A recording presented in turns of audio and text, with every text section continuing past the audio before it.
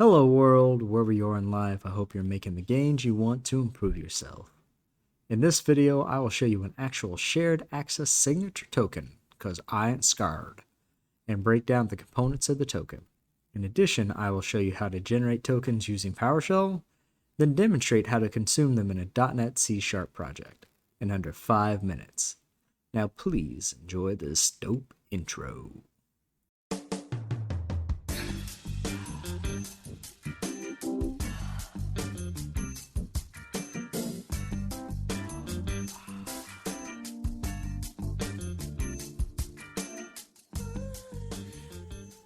Behold, this is a live shared access signature token in the wild. This SaaS token is valid for a storage account I have created in Azure. Let's break down the components of this token. SV is the signed version. SS is the signed services, which can include B for blob, Q for queue, T for table, F for file. This token only allows permission for the table service. SRT, signed resource types.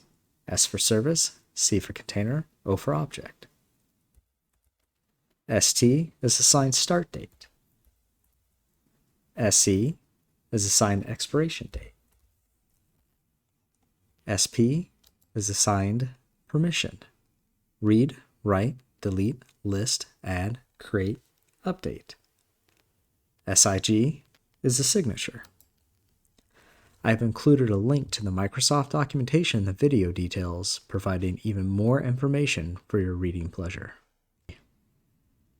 This PowerShell script will create a SaaS token allowing access to the table service of the storage account I created in Azure. I begin by initializing the variables I require, the resource group, and the storage account. I have set the start and end time to be valid for 24 hours from the current time. I retrieve the storage account from Azure. Then I set the context to a variable. Then I execute the new AZ storage account SaaS token commandlet. Parameters supplied. The service to grant access. In this example, I've supplied table. This could be substituted for file, blob, or queue.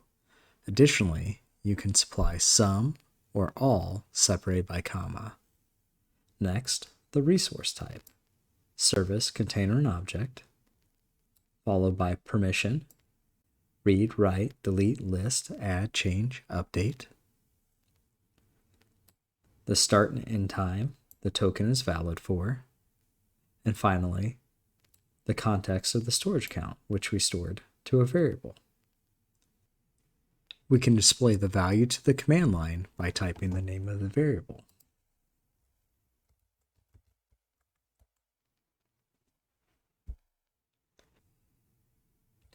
Now, let's construct the SaaS URI we need to leverage this for the C# demo.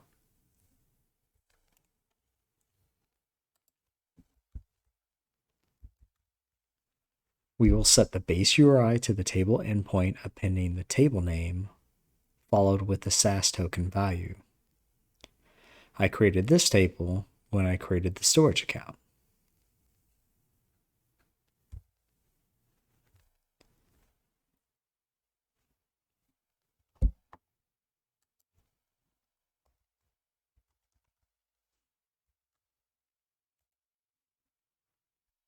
Now let's copy this value and consume it within our .NET application. This demo executes a simple upsert entity method. Copy and paste the SaaS URI into a string variable. I have formatted the string to enhance readability for this video. Use the variable to initialize the table client. Create the table entity, and then execute the upsert entity with the table entity. I hope you found this content informational. Please remember to check out the resources in the video details. I have placed the PowerShell code and Visual Studio project for your viewing in my GitHub repository. If you've enjoyed this video, please be sure to like and share with your friends on social media. If you want to be notified when I post new content, please be sure to subscribe to what my family affectionately refers to as my computer club.